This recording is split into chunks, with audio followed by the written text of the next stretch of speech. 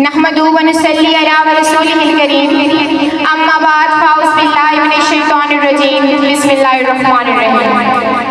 मेरे काबिल इज़्ज़त और मौजूद साथी इकराम, प्रिंसिपल साहिब और हम मकतब साथियों, अस्सलाम वालेकुम।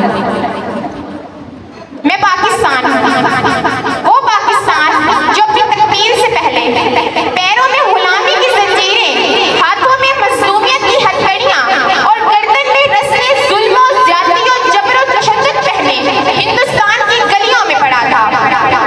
ये बात है 19वीं तिहाई की कि अभी पाकिस्तान मर्ज़े वजूद में आया न था, अभी मुसलमानों को आज़ादी मिली न थी कि हर जानिब जबर और जुल्म और ज्यादती का समा था। तो कहीं बच्चे उठाए हुए जनाजे वहाँ ये मुसलमान हैं, ये कत्ल कर दो, ये रिवाज आम था। डर डर के जीना शहीदों निजाम था। आजादी के लिए आवाज उठाने वालों के लाशों को जलाया गया, कई माओं की गोदें उजाड़ी गई, कई बच्चों को यतीम किया गया। अरे ज़ईफ बूढ़ों ने अपने कमजोर कंधों पर कई बेटों के लाशें उठाई।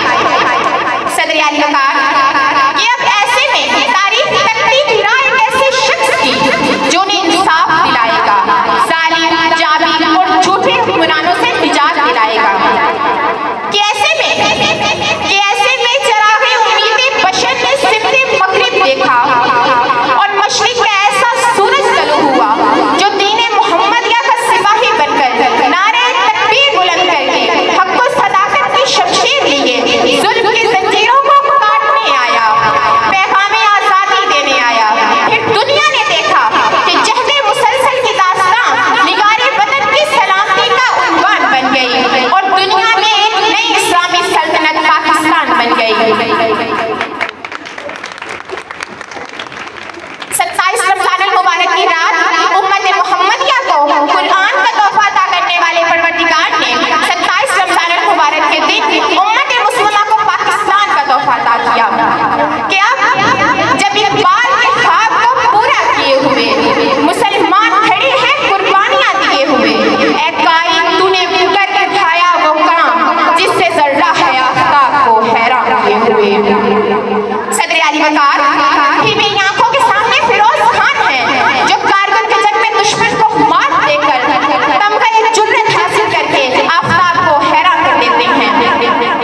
फिर मेरी आंखों के सामने नौजवान बहादुर टीपू सुल्तान है जो दुश्मन को मात देते हैं, अंग्रेजों को धूल चटाते हैं और शहर मैसूर का लक़ब पाकर आफ्ताब को हैरान कर देते हैं। फिर मेरी आंखों के सामने कमसिन फातिमा बिन्ते अब्दुल्ला है जो जख्मियों को पानी पिलाने के लिए आगे बढ़ी तो शहादत का रुतबा पाकर आफ्ताब को हैरान कर देती हैं। फिर मेरी आंखों के सामने शहीद मकबूल हुसैन है कि उनकी जुबान काट दी जाती है। गौर कीजिएगा, उनकी जुबान काट दी जाती है, उनके नौखून चीर दिए जाते हैं और उन्हें पाकिस्तान मुर्दाबाद कहने पर मजबूर किया जाता है। वो अपनी ज़बान के बहते लहू से, वो अपनी कटी ज़बान के बहते लहू से दीवारे ज़िंदान पर लिखते हैं पाकिस्तान जिंदाबाद और आफ्ताब को हैरान कर देते हैं।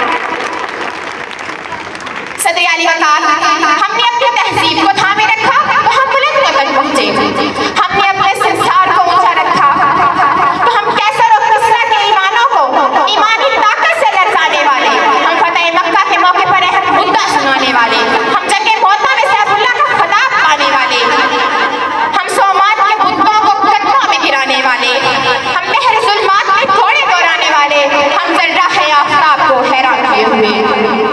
सदर आली वक़ार फिर मेरी आंखों के सामने जेडीसी के ज़फ़र अब्बास हैं जो कोरोना के बावजूद गरीबों में राशन तकसीम करके आफ्ताब को हैरान कर देते हैं।